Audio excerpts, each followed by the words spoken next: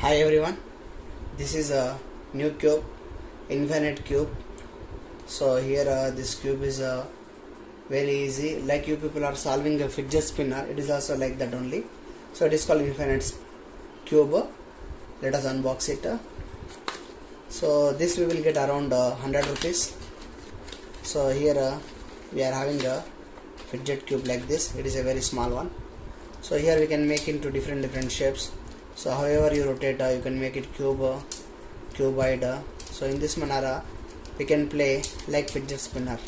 With one hand also we can operate very easily.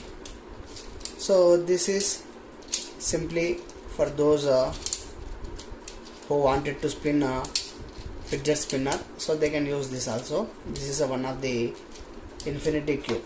So it is written right, infinity cube. So it means whatever you take, we will get different shapes. So at the end we are going to get cuboid only. With 8 pieces are there. You can get cube, square cube, you can get cuboid also.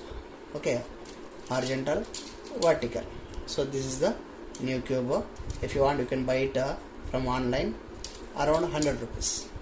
Thank you.